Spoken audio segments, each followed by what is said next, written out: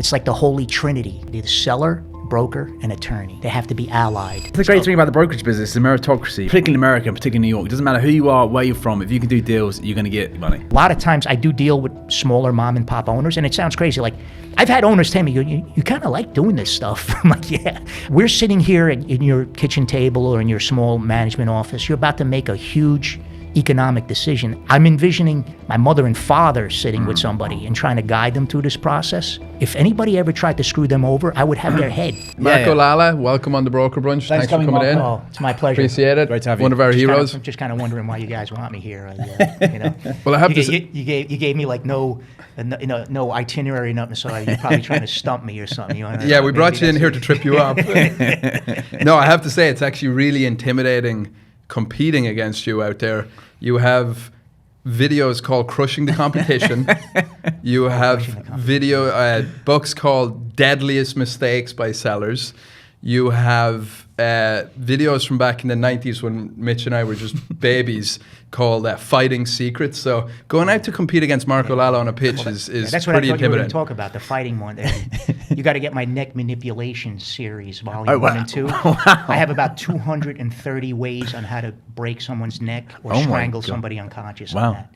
That must come in Step handy. by step. That must come in handy in the Bronx Step when by you're step, doing yeah. tours. Well, that was my training. I mean, about 30. I'm doing martial arts about 45 years now, but I always used to say that was kind of like my preparation. That and printing, the printing business. But the martial arts, is something that really instilled discipline's really the key. We were just talking about that. I mean, it's like, when I was involved in hiring some people in the various positions that I was in through, either Marcus or Massey Knackle or what have you. I'd get these resumes, like 2 or 3, page resumes, a PhD this, this elite level. And I'm like, you know what? That's great. And they're like, well, what's it going to take? I said, see that wall over there? Walk over there, take your head and bash it hundreds and hundreds of times against it. If you can do that, I might, I think you're going to probably make it in this. You had a good LinkedIn post saying discipline versus passion. Yeah, I mean, that was, I looked into that a lot because you hear these guys, if you want to succeed in life, find your passion or whatever, It's an interesting debate. It's an interesting debate, right? Yeah, but when you research like Steve Jobs and these guys, you think he was passionate about computers? The guy walked around with sandals on campus, he's into like, hallucinogens, meditation and shit like that. So pardon me, but he's like, I got to make money though. Yeah. But still, he applied those things that he believed in into his business. So there's passion. The passion will get you over a certain hump, but then you have to be disciplined. You have to be able to do things that even don't feel that good, or seem to be amounting to anything. Over and over again. As long as you have the guidance, like that's the idea behind the martial arts is, right, you have your master, your sensei or your master, and hopefully that's a guy that has experienced what you're looking to achieve in the arts and can convey that to you. So that's why, I had mentors like that in the real estate business, thank goodness, but I was able to immediately take the precepts that I learned in the martial arts and figure out what I needed to succeed in real estate. And it still took goddamn so long to do it too. Yeah. There's a lot of skills you have to accumulate over time to become a good broker. A lot of skills. With commercial real estate, commercial real estate has completely changed my life, investment property sales. If you think about the concept of owning and selling investment real estate, and I'm talking from the point of view of a parent, right? The way we were talking about how I exposed my children to different aspects of the business. You have to know building structures, right? You have plumbing, electric, carpentry, right? Landscaping, all these types of things. Then you got into a whole nother area, pest control. Then you got people skills, how to, psychology, crazy tenants. You're dealing with vendors. And then you have the financial aspect of underwriting, mortgages, income and expenses. So I tried to get my kids to kind of understand all those aspects. And if I seen a spark on any one of those areas, then you feed it like a fire. When you ever see when you start the fire and then you add, that's what you have to do, in my opinion, to children. And I don't know any other field that gives you that menu or that array of It's crazy. options, right? So I have a daughter in accounting, right? My other daughter is with me on my brokerage team. My son was a financial analyst coming out of college for a while. Now he's doing residential mortgages. So I think that's probably, don't tell them, but it's my evil master plan to create, if I get, God forbid, when I leave this earth, I've prepared them all to handle different aspects of the business. If they have to unload everything or not. Yeah. At least then I got a broker, I got a financial person, you're well surrounded. mortgage guy, Brian, you just put your son into jiu-jitsu, right? Yeah, so I put him in Taekwondo. And we started 2 weeks ago. Oh, wonderful. And he loves, so he's 5, and we went into town, and there's like a Taekwondo thing, and a lot of kids go there. Yeah. And discipline, the guy comes in, the instructor, and you have to call him sir. And he didn't even look. He didn't even look at me. Usually you go to these places and they're like, "How's Dad doing?" So you have to get JJ to do this. He looked straight at JJ in the eye and he was like, "This is your book. You need to fill this in every night." Right. And there was like a behavior chart in there, Monday through Friday, green, yellow, or red, depending on his behavior, and we both have to agree on it. Oh, nice. And he's looking at JJ and he's like, "You fill this in every night." He never said one word to me. And then JJ goes, "Okay," and he goes, "Yes, sir." And Judge was like, "Yes, sir." There was a little bit of That's good fear, I think. He saw that like this is someone that's to be respected, and you look him in the eye. I was going to say respect, fear, and respect is a very fine line between. When you walk in as well, you have to. There's an American flag and there's a Korean flag. Is Taekwondo Korean? Yeah. Yes. So both flags, bow to both flags. Take off your shoes. You kind of enter the mats. Right. You stay quiet. You listen to the guy. And it's like for a 5-year-old, that's got to be impactful, I feel like. For me, it was impactful. I was just hanging out, watching. That's awesome. Yeah, when I was teaching and I had my own schools, I used to just bring them on there. They didn't participate in the class, but they just saw like the aura in there, because they were really, really small. Yeah. 5 and 6. When I started, immediately about 6 months after I started karate in 1980, my job was to teach the kids class, and that was in return for free lessons. So not only was I being trained to do the fighting and the forms and all that other stuff, I was being trained how to teach. But back then, it wasn't as sophisticated as it, like now classes are like 45 minutes or something like that? Yeah. They would just mimic the adults. So you got these kids, doing like 3 1-hour classes. Can you imagine keeping 25, 30, 6, 8, 9-year-old. Yeah, so we used to have little punishments for them, like, push-ups, or we would hang them by the rafters with the karate belt. And then I think they just started getting in trouble for fun, because that was all the punishments were like fun games. But I think that approach to getting a child to kind of do the same thing, they really should have implemented in schools. But I don't know if it's insurance issues, but I went from karate to judo to Brazilian jiu-jitsu. But judo, which I know is a part of a lot of the curriculum in Japan, is interesting because the idea of using your person's movement or energy against them, but there's one aspect of it that's overlooked, and in the beginning, besides the respect and all that, is falling, how to fall, how to mitigate the chance of getting injured, and it's twofold. I mean, if you look at some of the high level falling, it's an art in and of itself. It's called ukemi.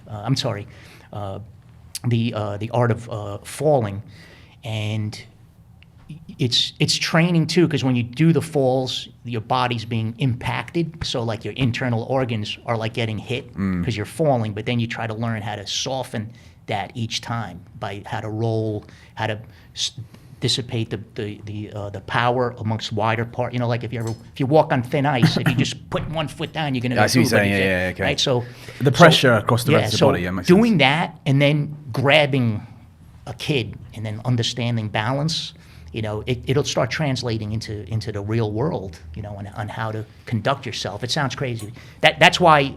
I always, my teaching methods were always a little bit different. I tried to find the fastest path on how to beat somebody up, but at the same time, applicability into the real world with martial arts. So, but that's going to be, I think it's going to be something he's never going to forget as a kid. Hopefully he sticks with it. But it's funny, just like anything else. Like you ever hear like the hockey mom or whatever. Like I would teach, and we used to have a bamboo stick that we would use to like point where to put the foot. Okay. Sometimes you give him a little pat.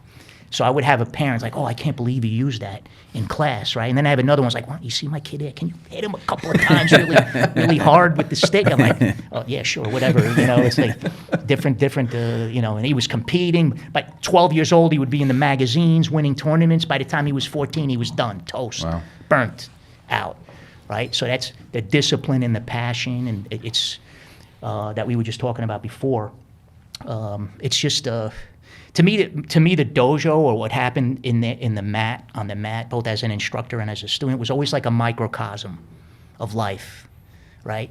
There's a hierarchy. You got the teacher, then you got your fellow students, and then you got different tiers. You got the asshole who likes to beat people up. You're trying to avoid him in class, and you got the pushovers. You always want to get paired up with that guy because you can always beat him up in class, right? So it's like life, Yeah. in the dojo. So the real good instructor I found was always the one that somehow was able to take. It wasn't just like a military boot camp style environment. There was some purpose to the training. Because I'm going to be 60. I'm 58 now. I don't compete every week. I was doing that. You put the duffel bag on, fight 3, 4, 5 times a weekend. Stuff is intense. So now I fight in the real estate realm, so to speak. Thanks for listening to the Broker Brunch. We've now brought you a ton of episodes, and we hope we're providing a lot of value. If you have any ideas of people you'd like to see on future episodes, please drop it in the comments so we can make it happen. I don't have any kids yet, but I'm currently training my dog. And what Yeah. I've learned about discipline is that if you can make it a habit, then it doesn't become difficult. So Right. when you're telling someone to do something, you do it repeatedly, then it's going to come more naturally. For me personally, discipline isn't something really I learned. I feel like I have good discipline because I've been told that by multiple people. But I think I just had it kind of from a young age. Like I used to play soccer, pretty high Right. level, and that really helped. Routine. Oh, soccer's intense. Yeah. Back and forth. And then I went into college. I was one of the students that never missed a class. Every student misses a class the first year. So that's how I've learned to use it in my life, I would say. Now, to my what do you advantage. think influenced that? Was it your parents? No, was it wasn't. No, no? it was just kind of who I was. See, with me, it was my father would have probably kicked the shit out of me if I didn't go to school because, my dad, escaped from communist Albania when he was 13 with 3 brothers. One was killed. They literally almost had to pretty much bury him in the mountains, Wow. right? And so and it's funny, he ended up in France, Germany, and then Italy, all along, right in Europe. And he met my mom in Italy. My mom's heritage was Albanian, but she's from Italy. Okay. But when you have those hard-nosed European, immigrant parents, They're tough. free time is not a concept, right? So when I was training, what are you doing this karate stuff for? 12 hours a day, 8 hours a day. It's like you should have 3 jobs. That's why I kind of ended up eventually trying to monetize it to justify, the whole situation. But the whole time, my dad would say, you should look into real estate because his peers. So you're familiar with the Albanian community. They have a very large, I think at one point they did a survey. I think they had 1/3 of the rental stock in the Bronx. So he was the guy that helped other Albanians to buy their first buildings. I mean, I could name clients and owners that that my dad lent, let's say, $10,000 to in 1976. Wow. And now I know 2 buildings right now. The gross rent's about $1.9 million, right? It's Wow. And the son. We were talking about postcard mailings before. This guy was like, "Hey, Marco, I've been getting your firm's postcards for 10 years. I wanted to call and thank you." I'm like, "Yeah, why? You're gonna hire me?" He goes, "No. Your dad lent my dad $10,000 to buy this building in 1976, and we used to sit in the kitchen table, my brother and I, and he used to have this little black book that had payments made out to Marco Lala. And he says, if I ever die, you better make sure that this guy gets his monthly payment for that building." Wow. And so there were times he would drive around. I was like, he would show me. Thinking back, I'm looking at a 50-unit elevated building with indoor parking in Riverdale. I'm like, shit, if he would have bought that, I probably wouldn't be in the real estate business right now, right? Yeah. But so he used to drive around, but so I never, because of that, I guess that's why I didn't want to get into it. I'm like, yeah, but you didn't do anything with real estate. So I got, into different, there was printing, but martial arts was my real passion. But then there was a point where I had a school on McLean Avenue in Yonkers, and this was in 1996, is when I got my real estate license. And I was negotiating the lease with my landlord because it was coming up, and then I was thinking to myself, if I have 1 student or 100 students, this guy needs his rent every month. He doesn't give a shit how many students I have. I said, I think I want to be that guy one day. Yeah. So, Be and the it was guy just with like the billing. a light bulb went off. Yeah. And it was kind of an interesting situation there. But I started at residential in the beginning, and that was the time when. What year was that? 96. So this was 1996. So, Yeah. and if I even go back a little bit further than that, so you were a young man at that point, right? You were probably 29. 29. Yeah, I guess you can call me that. And your dad got here in what year? I think it was in the late 50s. The late 50s, and you were born in the 60s. 1966. Right. So he got here from Eastern Europe. Well, what happened when he got here? It's kind of funny. I sold a building to this guy Jake Selechnik. It was on Sheridan Avenue in the Bronx. It was one of my first large elevated buildings. I was at WRA at the time, and I brought him with me to show him the listing. And I bring him in the lobby, and I see a little tear coming down his eye. I'm like, Dad, I'm going to make it. It takes time to make it in this business. He goes, no, you don't understand. When I saw the stairwell there, I remember after I got married with your mom in Italy, I came here to try to get things set up, and I had to find a room to rent, a job. So I slept under the steps in a vestibule that looked just like that for 2 or 3 weeks before I got my first job and a place to stay. And I'm like, holy shit, that. You hear stuff like that. Now, I didn't go from that to flying. I don't have Lamborghinis and jets, but in one generation, relatively speaking, that's a huge leap still, right? It's when you think about it. Nothing, Yeah, right? yeah. Sleeping in the hallway in an Right. apartment building while you're trying to find, I wish you would have been able to get, accommodations in a 5-star hotel and a Yeah, I right? know. Free medical, free health, free place to stay, food, education. That wouldn't even But, cross his mind as an immigrant. The Are you kidding? the No immigrant way, man. mindset is totally, and you probably have it from growing up. I know, so I immigrated here in 2010. Obviously, it's a complete different circumstance than your father and a lot of his peers, because we got college educated, we grew up in a Right, decent right. country. Celtic Tiger was happening in Ireland, so we had already Right. cut up a lot of the ground with America at that point. Right. But But still oppression. Yeah. There's still, it does create a different mindset. Now, the thing is, one of the things they had a 6 family after renting for a while on Valentine, but it was, my mom and then so two, they had two your uncles. parents had a building. Yeah, they had a building on McLean Avenue, but it was one of these things where it was, you got to think about it. It was my mother and father and his 2 brothers, so 4 people owned a 6-unit that pretty much almost occupied the entire thing. And then So it was like a big house. And for then them, on my basically. mom's side, because there was no communism in Italy, that was like ground zero for all relatives on my mom's side to come. So they would land there, Yeah, and then find their they'd way. have a place, and then we'd have a place if we had an empty. Right. I think we had 2 actually paying tenants in that. I remember when I was a kid. Right. So it was almost like a community service organization. that was the ground zero for Albanians and Italians eventually. Yeah. When Albania didn't become free until it was like 89 or 90. We had over 20 people living in the basement in my house in Yonkers at the time, Wow. because my father sponsored probably close to 200 people. Really, wow. Personally. God bless him. And he That's never a made great more thing. than like 30 grand a year. He worked. He always had a worked passion in the for doing jewelry that, yeah. business. For someone, on 47th, the jewelry district. There. Right. So, but he would do things like he would go to an owner of a deli or something and like, hey, you see this kid? I want you to hire him. I'm going to give you the money for 6 months of his salary. Don't tell him. What? But I want you to give him a shot. And if you like him, then you hire him or whatever. That's amazing. Or he would, or help him find an apartment, and he would sponsor or guarantee the rent. Just because he until wanted to see someone get a shot. He thought of himself, as here's this Oh, person because coming he and had doing the same thing. full circle, right. He was trying to get me to start doing it. I'm like, nah, hold on a minute. I gotta work on myself here. I'm not going to start. You were a bit more guaranteeing- economical or entrepreneurial than your dad?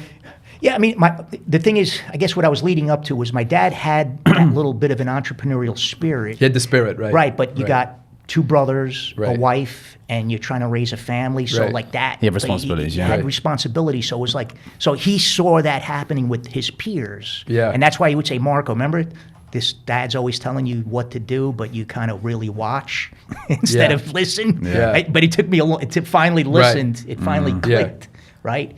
But He probably gave was you that always- platform. Yeah, he would always say, to- hey, buy real estate, do this. You want to start a restaurant or what Yeah. have you. So he ultimately sold that building, and bought a house in Yonkers. That was his, it was like a 2-family. I think he put like 60-70% down. Right, we had it paid off. So he would always say, hey, listen, I got this. This house is free and clear. Why don't you do something? We'll pull some money out. So Yeah. as I started learning about real estate, of course, then I almost lost everything. I mortgaged the farm. We put a loan on it. I think the first loan was with Greenpoint Bank. If you could just fog a mirror, you were able to get a loan, right? Because it was all equity. Yeah. So, the one smart thing I did with that is I bought a co-op on 1111 Midland Avenue. It was part of a sponsor package for like $50,000. Guy bought 19 units for like $190,000 in that building, There you go. and he sold 2. So he was into like 17 apartments for like $100,000, right? He lived in Florida. He rented them out.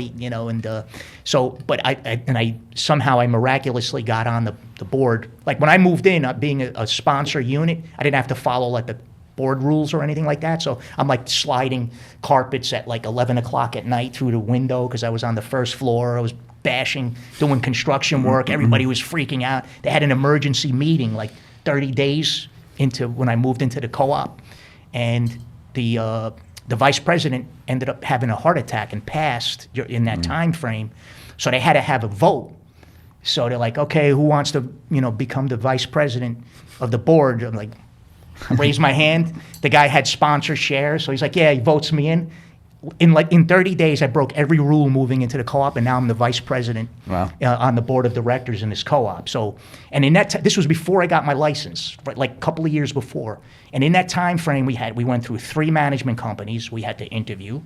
We had to do all the pointing. This is an 81-unit co-op. We had to get rid of a 10,000-gallon underground tank, redo 2 elevators, point the whole building, paint the hallways, go through 3 different supers and management companies. How's that for like a crash course on property management? Right. Sitting there, and I'm like, people coming to your door at 2 o'clock in the morning. The neighbor upstairs is like great experience, right? Like, so I love doing experience. I'm surprised that didn't discourage me from actually I know. real estate. I know. business. I'm not just saying this because you're Albanian, but I love doing business with Albanians in the Bronx because they're just straightforward and easy to deal with. Yeah. There's no games. It's like, it is what it is, yes or no. Yeah.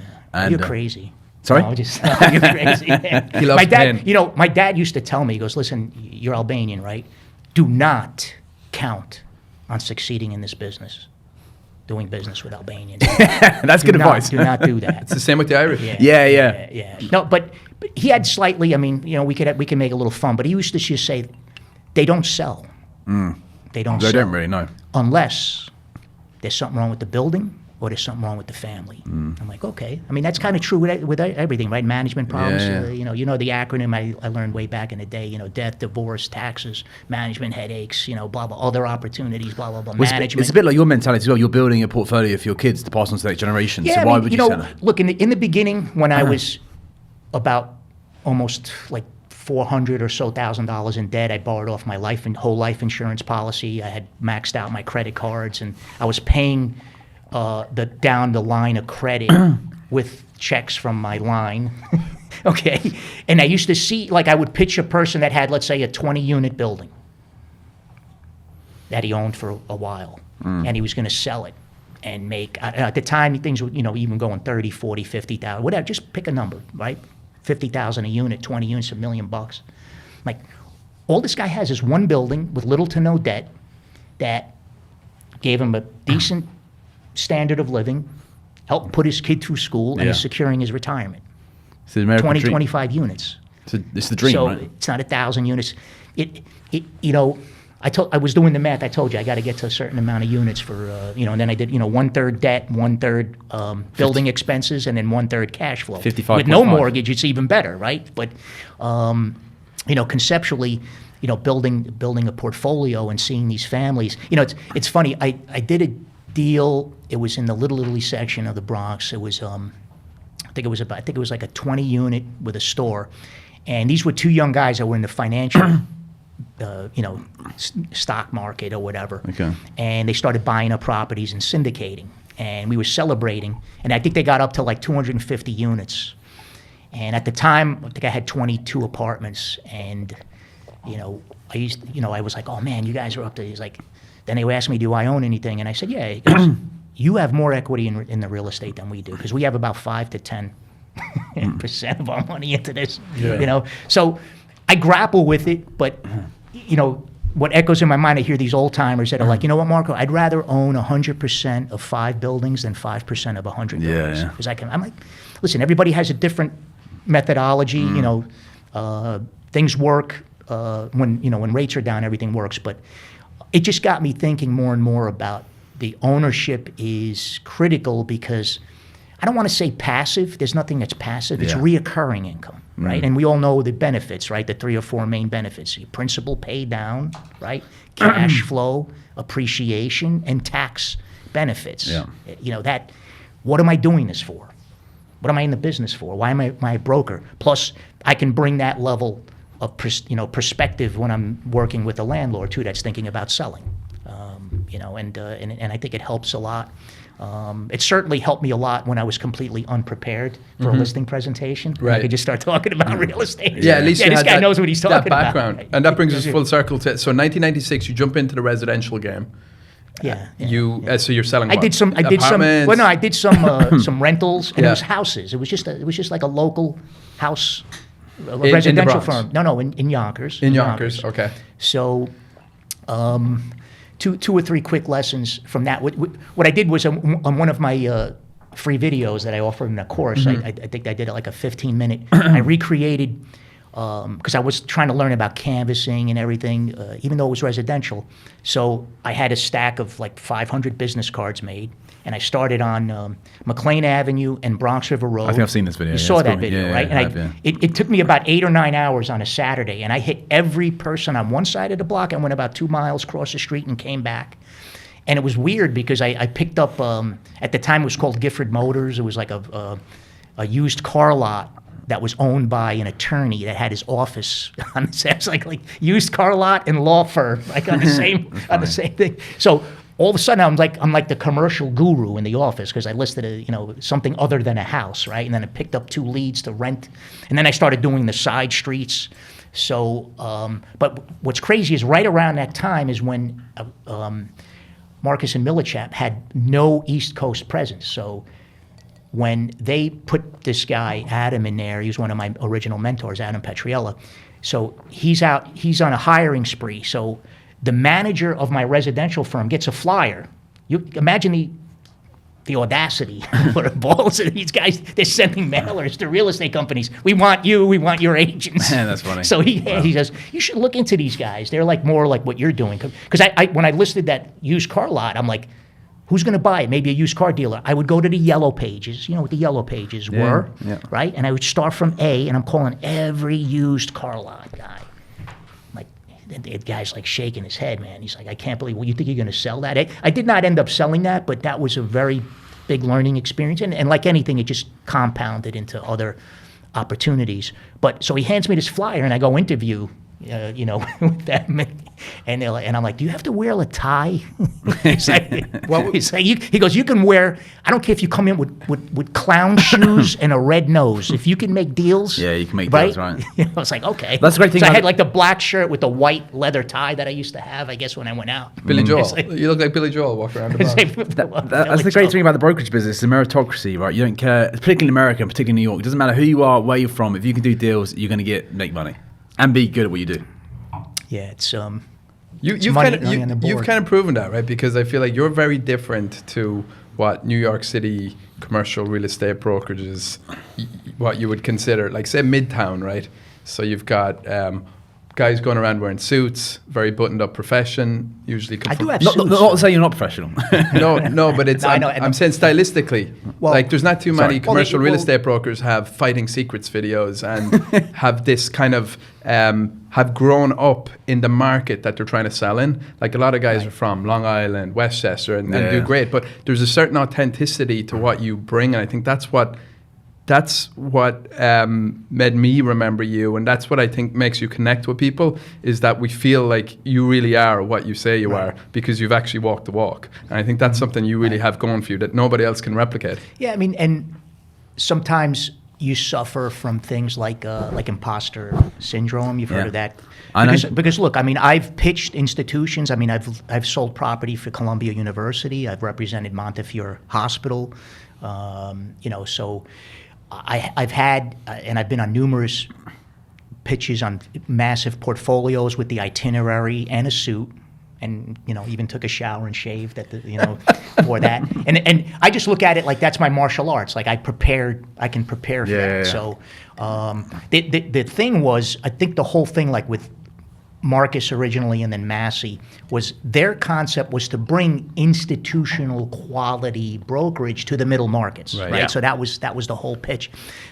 But you have to be careful, because I remember some early meetings and presentations. Like I would walk in to a guy, he's in his basement. There was this one guy, he had, imagine 2 tables made with a door, like an old door. And on top of it, there was like 500-600 doorknobs on it. Okay? You walk in there with a, $2,000 suit. That guy, he's been getting screwed over by the plumber, the electrician, his insurance agent, his tenants are screwing him over. He can smell, some people don't give landlords too much credit. They can smell a line of bullshit from 100 miles away because they've been getting 100%. screwed. Yeah. They've seen their whole it before, career. yeah. You think you're doing a great thing, like I'm going to look really good for this, I'm going to smash the meeting, I'm going to wear the suit. You lose the minute you walk in with the suit. I don't want to listen. That's a sensitive topic for some firms with the suit. Yeah, it it's not depends. even the suit. It's, No, but I it's feel your like disposition. it's emotional intelligence, understanding who you're Right. pitching, who you're talking Yeah. to, right? If you're walking into that situation you just described, walking in with a suit is going to put you on the back foot because you're a salesman. Well, and the tie. Brian's been wearing a tie. The for the whole month of different January. firms. It was interesting. What Massey did a lot in the beginning too. They would bring in guys in like Cialdini, that guy that wrote the book. So So he came in. Reciprocity. We did a seminar. Yeah. So, but we would always work through role play and stuff, and even something as simple like it. Let's say I have the pitch book. Yeah. Right. And I'm sitting across the table. Already, it almost shows like there's an antagonistic. Like there's a table here. You're sitting on that side. You're on Swing different around. sides of Yeah. Hey, you mind if, I know you got a copy, but let me show you it's easier. I'll roll up my sleeve. The guy's sitting here, and, we're getting close. And I'm like, you see this, that, and it just sets a whole different tone, right? Right. Yeah, I mean, you hear about, you see that, I see the power of habit. What do you do? Your kid plays Connecting with lacrosse. people, right. I mean, but there's genuine ways to do that, right? I mean, but you have to be showed that, right? You have to explain to somebody that you have to try to get a connection in the meeting, So I've always found, I'm a little bit of a joker. I like to try to break the ice and stuff like that because people are just getting hounded every day. Yeah. I think I did a post about my term life coming up the other day, and I was like, just out of curiosity, I called up this one firm. And I'm like, I'll think about it, about getting another 10 or 20-year term. And the other day, I got like 7 calls from the agent. And I just finally had to answer. I'm like, hey, listen, when I'm ready, I will call you. Just do me a favor. Stop calling me 3, 4, 5, 6 times a day. Now, that sounds counterintuitive, right? To don't give up, or it takes at least 11 calls. It's a fine line. But there's a right way and a wrong way to do that, And I'm still trying to figure that out after 30 years. After 30 years. I always used to say that either the person is going to make me part of the family or get a restraining order. So it's going to be one or the other. It's going to be one or the other. I want to dive into deadly mistakes. Deadly mistakes? But before that, I just want to finish off. So you were you were with the residential firm, you picked up the car lot, you were trying to like figure out how to do commercial deals. Marcus Millichap came knocking, or you found them. Yeah. You October of 1997. And Marcus Millichap, for everyone who's listening, it wasn't what Marcus Millichap is today, right? Completely different operation. Yeah, well, I was telling you the story earlier. When they paratrooped into the East Coast, they still had, this was in Jersey, so I'm a licensed broker in Jersey as well. You have to have an escrow account still to this day. You have to have an escrow account for like binders and stuff like that, even if you're a national whatever firm, and besides the brokerage. And I believe California is still like a non-broker, a non-attorney state, like almost like Florida, where the agents negotiate the full contract. So their listing agreement was basically a mirror of a contract. So I was telling you guys, imagine going to a New York City grizzled veteran with a 10-page, 8.5, not even 8.5, 11, 8.5 by 14 legal document in 5-point type to hire you to sell their buildings. Okay, that was the training I got.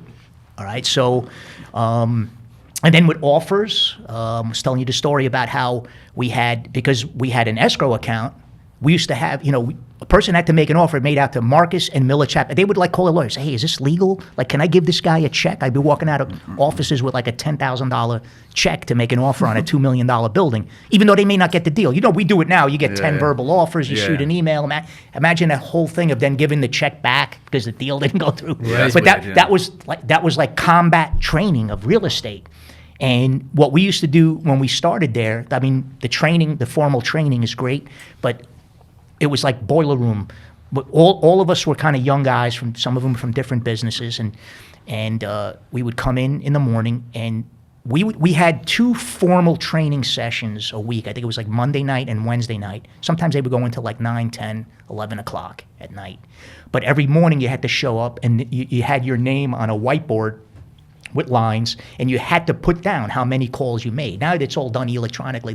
You can make everybody just look really bad because you just circulate a sheet with like 400 agents on it, and every minute they were on the phone. Yeah. But there it was like, Marco, you're going to make how many calls? I'm going to reach 20 landlords today, right? And so we do that every morning. So that's how we started each day. And the listings were handwritten on whiteboards and then there was a point in time where there were about 6, remember cassette tapes? Do you guys old enough? So we had a little cassette, we had like 5 or 6 cassette recorders floating around the office. People would just be randomly picked to listen to their whole day of cold calling. And then we would do like a post-mortem on that. It started at one point. It was almost every night because we got to understand we were a new agent. Some guys were sleeping in the office overnight. Wow, really? This is boiler room stuff. Yeah. So, all you heard on these cassette tapes, exclusive. What are you out of your mind? What's a 1031? Like people were like, 1031, is that even legal? Now you got a 96-year-old lady calls you up. I'm going to do a 1031. We're going to do Florida. Bifurcation of assets and cost segmentation. They like old ladies telling me this now. Back then they didn't even know 1031 was a legitimate thing. So screaming, say when somebody does that, do this. Try to mitigate diffuse the situation. So guys would listen to the cassettes the next day from the prior day? That night. That's cool. Oh, at night, and you would hear that's great training. You would hear your colleagues. Everybody, you'd hear your colleagues. And would they give you constructive feedback, or would you savage each other? Like what was? No, I mean, you're sitting there like, is this happening? It's like, did that person say that? They really said that, and you're just listening to tape to see how you could improve. That's incredible, because at Marcus Millichap, I joined there in 2016. And they were doing like cold call role play like that, where you would leave the room, you would call into the speakerphone, 20 of your colleagues, new kids as well, would listen to you, call the sales manager. That's role play. And then they would critique. This is like but you were on the battlefield. Yeah. Look, I think it was John Hopkins University or something. Listen, I do this because of my martial arts and research and my instructional material, but I think it was like the Discovery Channel. There was a few different episodes. They had it was like a whole bunch of surgeons, like on a Friday, right, sitting there, and they did post-action whatever. They're like, all right guys, we had 103 surgeries this week, 4 fatalities, 6 close calls. These other 60 or 70 operations went brilliantly. What can we take out of that? That's life and death situations there. that they were doing a that's like case study, right? So they did that, and as far as like the instructional, like I have the deadly mistakes building. I was like, there's a lot of poo-pooing out there right now because everybody's like trying to sell a program, and it's like guys maybe that didn't even do it, and they're trying to sell something. But you have to have the core knowledge. Like there was another episode where I saw, I forget what country it was, but there were some doctors that were there, like volunteering, like to help, like a village to do some surgeries and improve. So there was something that they came across that they couldn't quite understand. So they contacted, somebody in the States, and they faxed over like illustrations like on how to do a surgical procedure and stuff. Like to me, that's fascinating because they learned a new piece of information. They had the foundational medical knowledge, but some new twist or a new application or something like that saved somebody's life. So I've always been looking at how to save my financial life by by studying, whatever I can. That's incredible. Yeah. But so just to go back, so Marcus and Miller chap, you're there. It's a boiler room. It's kind of an intense learning environment, but it seems like probably a lot of growth there as well in a short period of time. The thing was though it was hard to get the traction in the beginning, because. You're calling into Bronx at that point? I'm calling into New York. Who are you competing against? Which firms? Back then, some of the old names that are still out there, like Besson and Aaron Young Rice and Amit Doshi and right. All those guys. The elder statesmen of the business right now. And I would say I've done deals with almost every one of those guys as a principal and as a broker. Really? You got to, part of the deadly mistakes building owners make was, how Sun Tzu, like studying your competition or how to improve, somebody was asking me, like, how do you prepare for a listing? Bob will love this. I was like, I'm imagining that I'm going against Bob Knackle for this listing. How's that? Yeah. Right? So that will get you focused. So I'm not going to tell you what I use as my secret sauce to try to get the listing.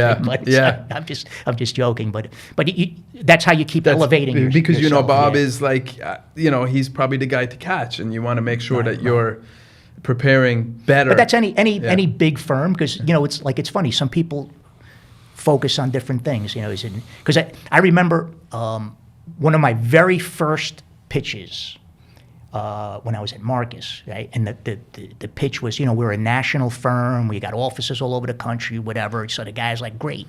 What did you sell in the last 6 months? And he goes, you know what? I'll give you an exclusive, but I'm going to give you a geographical carve-out. That's how these guys think over here, man. They're like, they'll figure out any way they can. It's like, I'll give you an exclusive, but if we sell to anybody in New York, you're not going to get paid. I'm like, because you bring people from out of the area, right? Yeah. Okay, so brilliant. Right. I'm like, this is going to be a little harder than I thought. It's like, I didn't have the right, objection handling. No, the manual skills for that. wasn't It's there. funny, we were talking about a team yesterday and this week about overcoming objections, and like them early years really are tough overcoming them objections, getting everything thrown at you. It's just like, how do you compose and conduct yourself? Well, I found one of the things, if you can tell I'm a little talkative sometimes, but I used to answer all the objections before the person even said anything at the meeting. I'm like, good. oh shit. I know what you're going to say. That's Here we going to go. work. It's not going to work. Because they all said it more or less some version of the same thing. Yeah, but it's hard, but like you see the pen sale, like remember the Jordan Belfort, sell me this pen. It's like, oh, it's a great pen. It's like, so how long have you been thinking about buying a pen? I mean, do you want a pen? It's like, hey, do you want to sell? Like, tell me why I'm here. I mean, how can I help you? I'll listen. I'll give you the value of your property probably within, I don't know, 3 to 8% of what it's going to trade for. And even then we won't know, because when you go to the market, I'll tell you, there's 100 people that can accurately underwrite this property and give you an idea of the value, right? So what is your objective?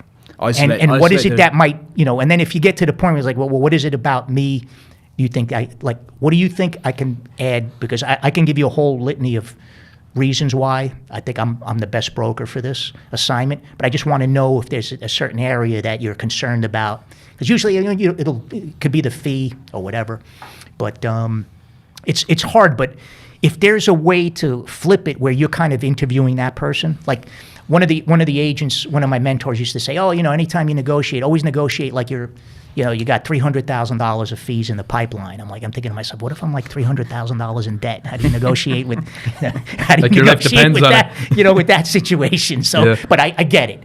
But because I've been on calls where, let's say, I had to bring a senior in, right, and I'm like sweating bullets, and they'll say like 3 things, and it just completely changes the whole dynamic. Like they'll say something about the building or the business that catches that person's attention, right, and the whole dynamic. Like all of a sudden, the guy's like, okay, so but what do you think if I do this or that? So that, They've like, reframed the conversation. and it's almost like now they're asking the agent to please work with them, Right. right. So. One of my mentors used to say, if you finish a meeting and that person is not telling himself, I'd be absolutely out of my mind if I don't hire this guy, then you got to work on your listing Repitch. presentation. Thank you for listening to the Broker Brunch. If you enjoy the show, please hit subscribe so we can reach more people. Yeah. So, or that guy is totally out of his mind. I'm never going to hire him. To One or sell the other. buildings. You have to go for one or the I feel other. like you have to make the seller feel like you're going to do everything you can to get every dollar for them, right? And you have to convey that emotion and that feeling. 100%. Yeah, and that's where I think, like, what do you call it, empathy or something like that. But that when I'm pitching a deal, a lot of times I do deal with smaller mom and pop owners, and it sounds crazy. Like I've had owners tell me, you kind of like doing this stuff. I'm like, yeah. I'm like, we're sitting here in your kitchen table or in your small management office. You're about to make a huge economic decision. I'm envisioning my mother and father sitting with somebody and trying to guide them through this process. If anybody ever tried to screw them over, I would have their head on a platter. Yeah. Right? And it sounds crazy, but I try to convey that, like, I'm part of your disposition team or your asset management I'm gonna treat you as situation. family. You're a partner. You're a partner, partner, yeah. right? And on top of that, I got my brother, my cousin, my daughter. I'm like, I got to sleep. I got to meet. I got to see these people every day at dinner. I got to show my That's good face. pitch. That's I good got pitch. to. It's real, right? It's real. real. I feel like that's why people connect. You know? Yeah. And I was just to joke around, like, what our dinner table conversation was like. I mean, it sounds not. I mean, I know this. I don't want to touch a third rail now, like with Trump, for example. Like there were years ago. I remember watching video of, let's say, of Ivanka, like talking about like cap rates and recapitalization or whatever, and I'm like, I would send that clip to my daughter. I'm like, you see this? Yeah. Right. You know what I mean? Right. That's what we, I was saying before, with having girls, I would always bring them on pitches with me anytime there was a woman there, like either whether it was the owner's daughter or she was the patriarch of the family. I wanted to see them as little kids, grammar school, teenagers, women in powerful positions, how they articulate themselves, how they're handling a staff of people, how they're running. That's what I meant before about the real estate, dealing with so many different things, financial, physical structure, tenants. It's the greatest business in the world. Not the easiest, but I just think from a training perspective, I'm not an artist. I can't. I'm not gonna. I'm not a rapper. I can't paint a Picasso. So I gotta. I can't code. I can't come up with an app. My wife's a painter. That's a tough business as well. Unfortunately, you got to be dead when you start becoming famous, right? Is that something I joke around with her sometimes. Keep painting, honey. Keep painting. We'll get it. We'll get there one day. The joke is she passes for me. I might inherit a lot of wealth. Yeah, but you know what nuts? I mean, that's what I look at that as my martial arts, and I don't know how true it is, but I've almost learned that guys that are just totally fixated on real estate. I mean, there's some eccentric guys in this business, and real estate's not their primary thing. I mean, it may be how they make their money, right? But I have found that people that have slightly different passions are a little bit more open to. I don't want to, I say pitch. I don't know, deal. We used to actually not be allowed to say deal in one of the offices I worked at. It had to be transaction. You couldn't say pitch. It was presentation. Okay. And I think the verbiage, identifying things like that's true, like in martial arts and a lot of combat sports. Like, you could just go in there and just like beat somebody up. But then if you start categorizing the different positions, giving them names, and a lot of that's pretty critical in understanding, whatever field of skill achievement, skill enhancement, things like that. But We've talked a little bit about debt there in the last minute, and perfect segue into deadly mistakes. deadly. So this is kind of a street Bible, I would say, for any broker. I mean, you can try and learn in a manual how to sell real estate, but I don't think there's a better example of how to practically go about this business than this white paper you produce. So I thank you for that. And I think the only way that you could really have produced this is by doing what you said you did and by just putting in the years and decades of hard graft.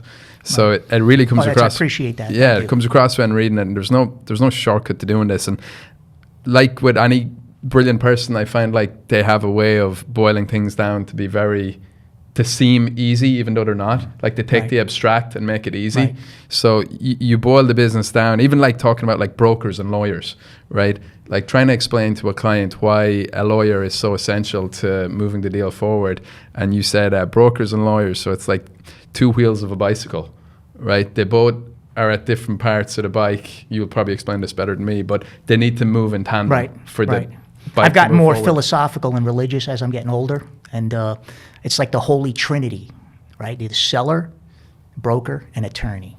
They have to be allied, Yes. right? They have to be.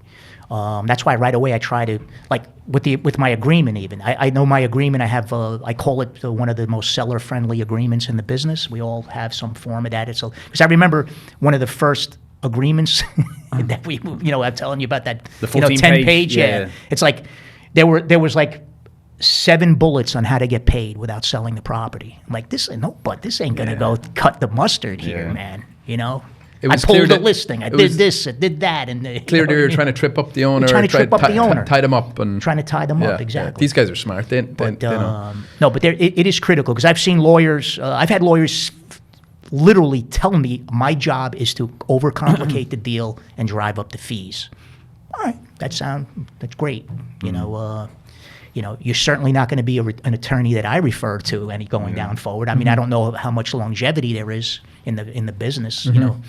Unless the guy has 1,000 units and doesn't give a shit. But you have to respect the various disciplines in this field, and I mean, a good attorney can make or break deals. Yeah. They really can.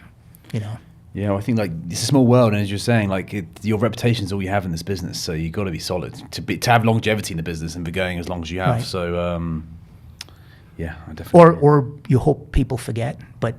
What's crazy, like some of these owners, they're worse than elephants, man. Yeah. They They didn't forget something that's bad that's happened to them, a bad experience. Yeah. No one will forget Like that. I still have this one guy, I think I had this building on Vice Avenue, and we had it out for like 4 times the rent, and he offered like 2.7, and my daughter like cold called a guy like a little while ago, and like he still remembered that. There you go. Couple of times. That was like 25 years ago. Still hasn't It's like- forgotten. So what made you put this white paper together? Well, no, originally it was a marketing tool Okay. because of the residential. Like you'd be surprised, a lot of the techniques that appear to be somewhat innovative or weren't related to investment property sales are the foundation of selling residential property, right? How to 10 reasons, how to buy your home, right? 10 mistakes home sellers make. Yeah. How to pick an attorney because they're clueless. See, the problem that we have in the investment sales business is everybody knows everything. Everybody's a wise ass. Everybody believes that there's almost nobody else that can tell them what they can do. So you have to be open to that. So over the years, I've referenced in the material that if you ever study statistics and having like a universe to come up with valid statistics, you have to have a wide enough universe. What about multifamily in the boroughs? Like if I had a 50 unit on one side of the street and a 50 unit on another, and this guy sold it on his own without hiring a broker, this person got a 10, 11, 15, 20% premium. Now you can go into iterations of, this guy had Section 8, this was all rent control, whatever, but I'm saying relatively equal properties where a person gets a tremendous amount more. Yeah. And the only thing that was different is that he asked for an evaluation and he applied a formal process to market the property. I just kept seeing that over and over. And this guy left $500,000 on the table. This guy left $2 million. I'm thinking to myself, shit, if my dad left $2 million on the table, that's life changing. So You only get one shot, right? You better do it properly. yeah, and I think I used an example there. I sold a portfolio sale. A guy was like, I had just sold a building on 93rd for over the asking price, and I cold called this guy, and he's like, I'm getting offers between $65 and $70 million for my portfolio. Can you beat that? I'm like, well, I mean, I think those are pretty good. I'm like, well, how do you know? Do you know what your buildings are worth? And he's like, no. And that 5-10 minute conversation then turned into a 3-hour listing presentation, and then $100 million listing, and we sold it in 2 tranches for a total of $90,500,000. So a 5, 10, 15 minute conversation turned into a $15-20 million premium, right? So And I feel like it's the piece is littered with that kind of information of this is how you break down how you actually achieve that premium. Exactly. And the overarching theme seems like it's about pricing, timing, and execution, right? Mm-hmm. So you frame it in a way that if you want to get the highest price for your building in the most efficient amount of time, here's the team that's going to execute it for you. Right. And I think a lot of owners probably need to hear those stories because they might think that the broker, it's going to be a commission. I'm going to have to pay. I'm going to have my rent roll sent all over town, and I don't really want that. How do you overcome that and break it down for them? They're in charge. So, the funniest thing is when somebody says, "Hey, listen, I want to get the highest price possible, but I don't want anybody to know the building's for sale." Yeah, I know. Yeah. All right, so you want me to play hide the building? So play hide the building. Sorry to interrupt. What do I say recently? It's like someone can't buy your building if they don't know it's for sale. Yeah, and the off market. What's interesting? Off market. The implication a lot of times is that the person is going to undersell their property, but you'd be surprised. Sometimes there are off-market deals that are way above market because the guy doesn't want it to hit the market. Now, how do you know that? That's where a good broker comes in. Like when we do our evaluations, I think my evaluation is as good, if not better, than any appraisal, and we don't charge for it. All right, I call it boots on that. I tell people, like, appraisers come to us to get data. So how do you don't think I can value a property?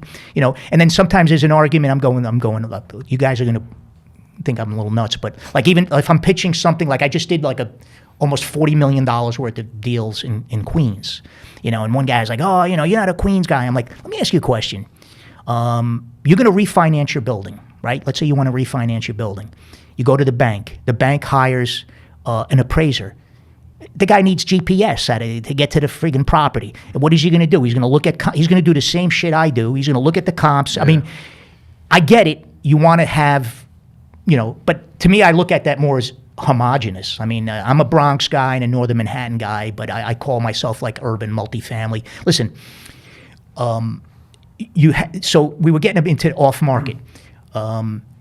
How do you know you got a premium? You have to have a competent evaluation done. Like if I did my analysis and this price shows a 2.2 cap, and I might even have a little bit less expenses than you really do, right, sir? Now, how attractive is that? Now, if we went out, like I'll treat it as an off market for the first week or two, like I'll appease them. If I got an offer at a 1.8 cap, he's got a hard decision to make now. It's like, did we make a mistake? Did we undervalue the property? But maybe not. But then it's like peeling an onion. Like, why did that guy make such a crazy offer? He owns the building next door. He just started a new fund. He's got to get rid of the money. He's doing a 1031 exchange or whatever. That's where my value comes in. Right? I'm coaching that guy into making the right decision. But it's hard to make that decision if you don't have an honest opinion of value. Like I tell people, like this valuation is like you and I deciding if we're going to take your building out for an IPO.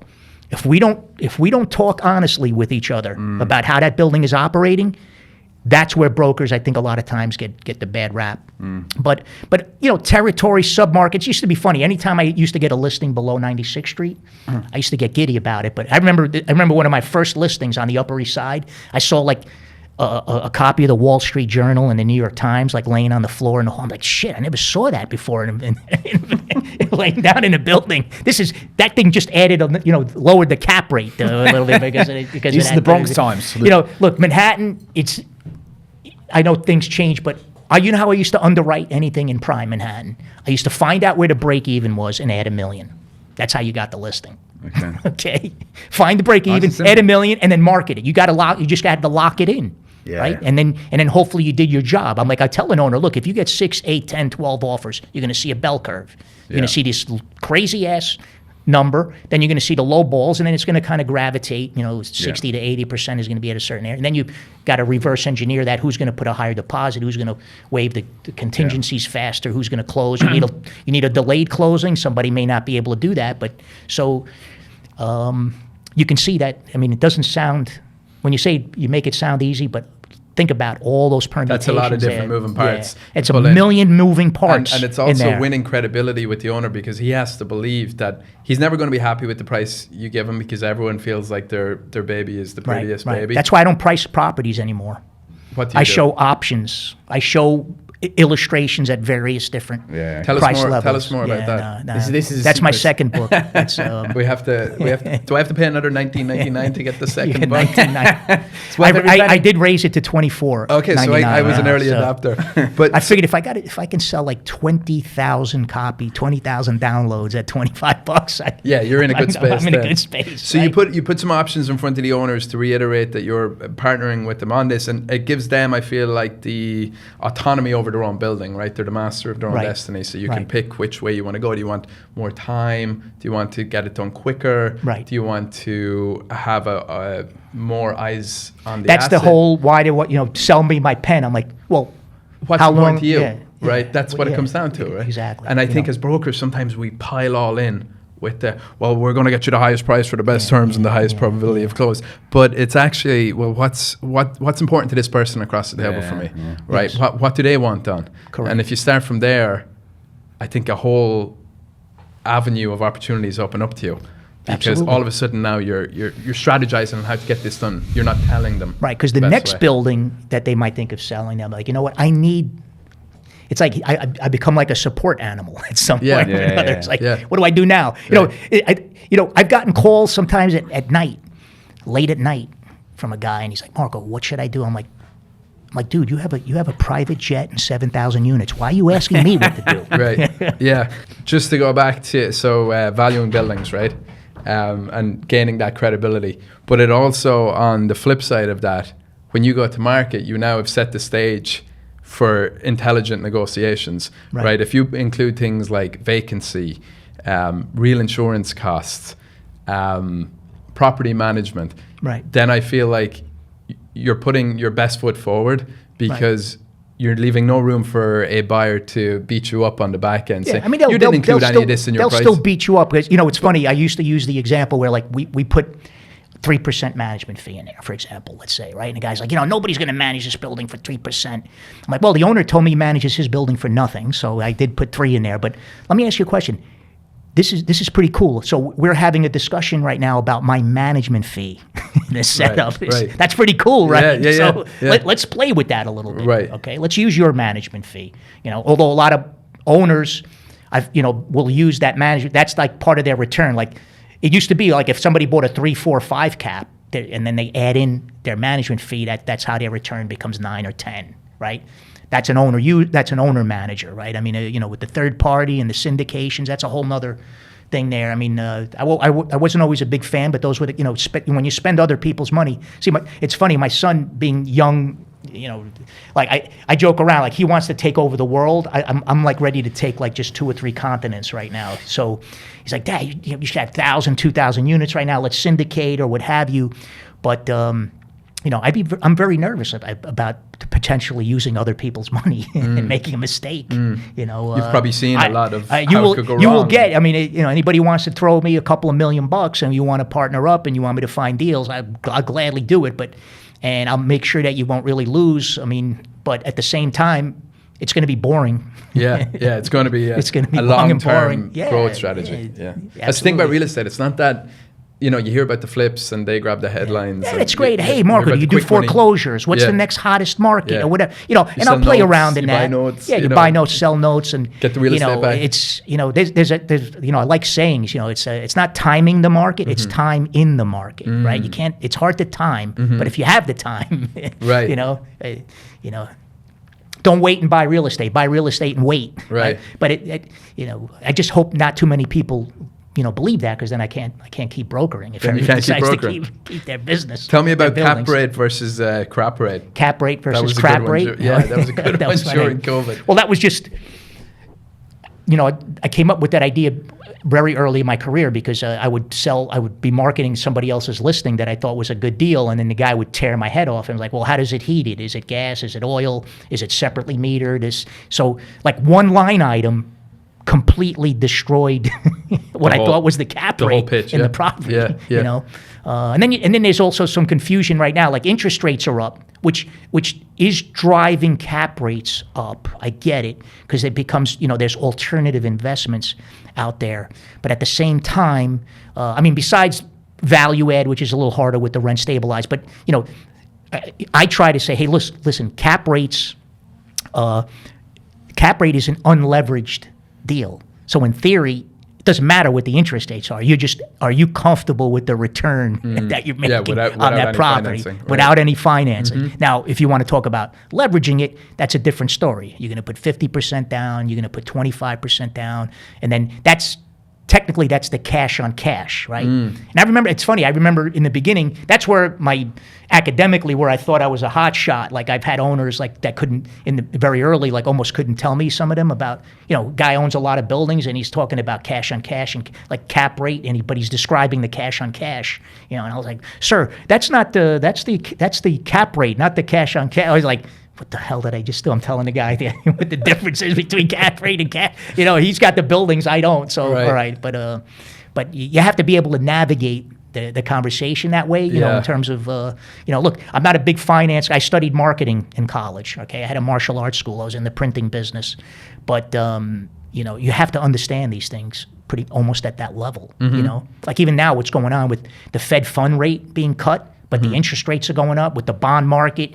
It almost goes to like sometimes the government has to kind of leave things alone a little bit, because the market will, there's a reason why the 10-year was going up and the Fed funds, the market's still strong. There's some things you can't control. It's like nature is taking control over, trying to artificially fix something. I think that's even true when you look at like affordable housing and homelessness and everything. I'm doing a lot of research now because we were talking about this a little bit online about City of Yes and 485X. I think the 421A, I think was originally some form of it was introduced like in the 70s. Right, so think about that. Since the 1970s, we've had so many iterations and various answers to the affordable process. How has that gotten us so far? It hasn't fixed anything. We have the most expensive affordable housing in the world. When you think about it, Yeah. I get it. I don't disparage a developer building. He needs a tax abatement. But if you have, I'm just going to do a whole thing on this where you have 250-unit buildings, right? So the 485X now is, let's say, an 80-20, a 20%. It's got to be affordable, right? But the 80 is at today's market rent, but it's stabilized. So you're kind of ahead of the pack a little bit. And those numbers are insane, right? Because they're using like Section 8 watermarks. Like I don't know about you, but I would not be able to rent a studio for almost $3,000 a month. That's not affordable. The average okay? market's not going to support that. Right. Yeah. So now you have a brand new building, and even the 20% that's affordable, just some machination of AMIs and this, that, and the other thing. So now you got a 50 unit with the highest rents in the market, and it's not generating any taxes for 35 years. Who came up with that brilliant strategy? So that's how I'm going to fix affordable housing. I'm going to build expensive housing that generates no tax revenue with the highest rents. Then you got the schlub that owns a 50 unit. He also has 20% problem. He's not collecting 10% of his rent, and the other 10 are vacant.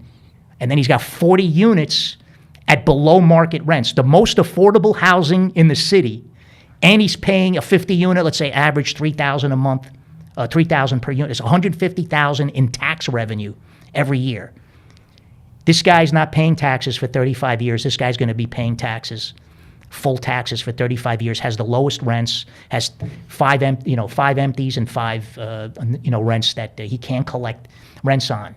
That guy needs help. And he's providing how many there's 960,000 rent stabilized, million rent stabilized units. One in third of the city. housing stock, roughly. 1/3, yeah. You got free market, owner occupied, Yeah. and rent stabilized. So But- 1/3 of the housing stock is from the private landlord or the landlord who's providing multifamily in the Correct. city. Yes. And he basically can't turn over. can't provide it He can't turn anymore. over apartments because if it becomes vacant and it takes 100 grand, say for example, to renovate it after the little old lady passed away who lived in it for 50 years, so it needs a new bathroom, new kitchen, everything. But the legal rent might be $800 a month. Right. So there's no economic incentive for him to actually Right. invest the money. Now I get it, but here's where I can understand the political angle.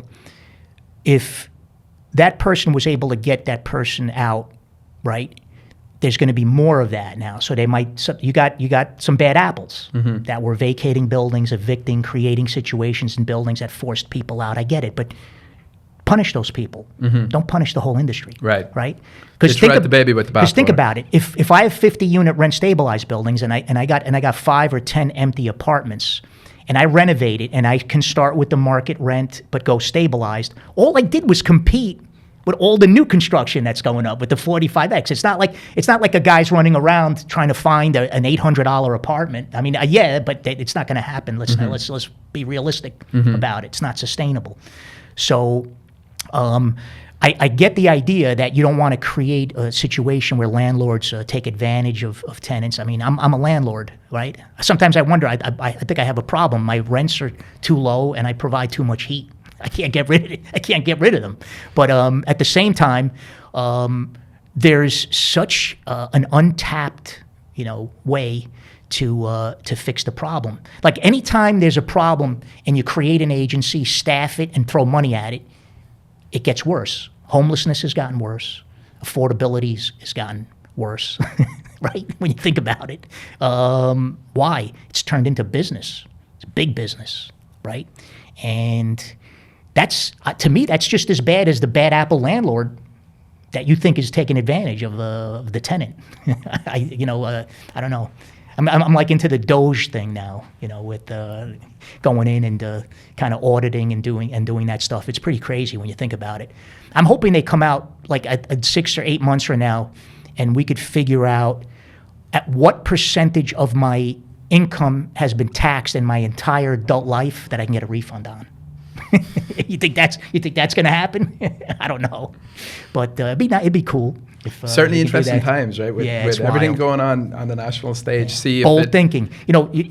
When you're trying to make a breakthrough in business, I mean, again, not to, I don't want to touch the third rail, but internal revenue service, external revenue service. Why not? Let's change this. Let's this, Panama, this, that. I mean, that's like. I'm getting reminded of like negotiating in the New York City commercial real estate. Right. Wonder why? Right. Right. Let's see where it's coming from. Let's see where it's coming from. So listen, Marco, we could talk all day here, and we're going to have you I have back enough in. material. But we're looking forward to hearing more about the next book and the next chapter. Real quick in closing, what are your predictions for 2025? Well, I think I was kidding when I was saying I predict between 0 and 10% rate cuts.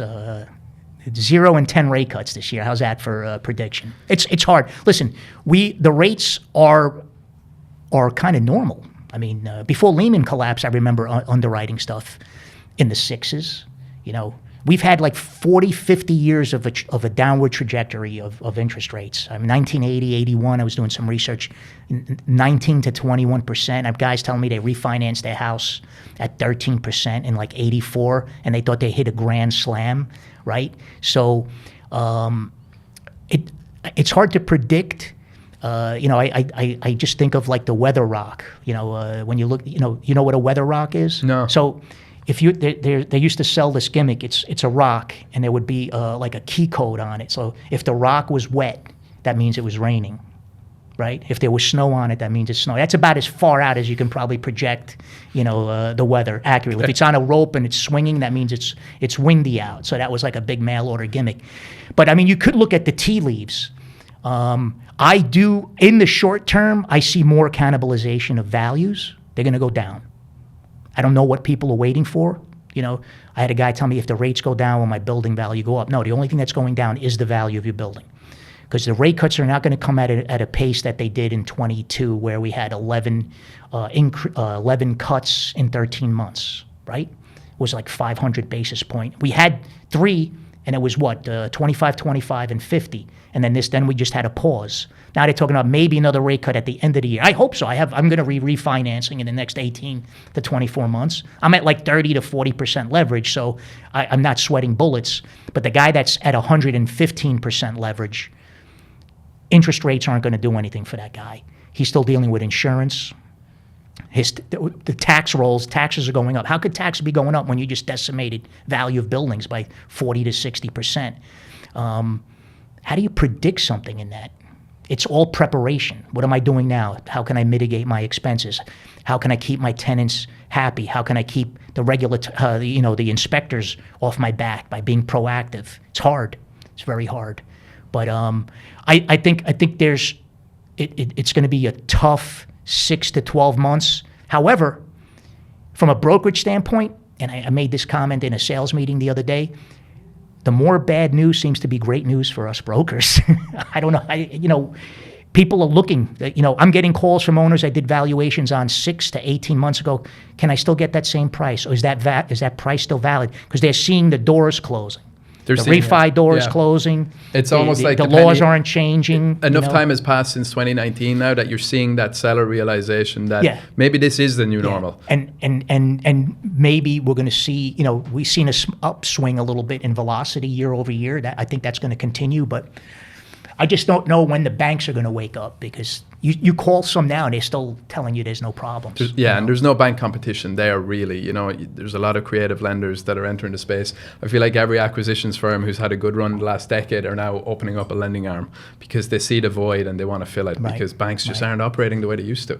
And I think it's interesting. My prediction is that that's probably going to remain the same. There's a lot of things that need to get flushed out in that segment, and I don't think you're going to see much bank competition. But there's going to be a huge vacuum for folks to fill that space. Private capital, alternative lenders. So. Well, they're looking at the metrics. We were talking about the turnover, about 900 million in the Bronx. I've seen it as high as $3 billion in sales, investment sales. Same thing with Northern Manhattan. I haven't seen those since 2022, 2023. That kind of velocity, but. I think Bob Knackel mentioned something about a sell-off. I could see that, but everybody just waits. Something seems to get fixed, but the difference now is there's not going to be a bailout for a greedy landlord or a bank. For Lehman, you had owners losing their houses. That's bad, but who wants to make a landlord happy? Exactly. With some miraculous silver bullet. I don't know. Yeah. I don't know. That's the part that gets me a little crazy. Okay. Right. So we'll have you back in at the back end of the year to see what came through, and love everything you do for our industry. Thanks for being such a great, I feel like a mentor from afar on social media.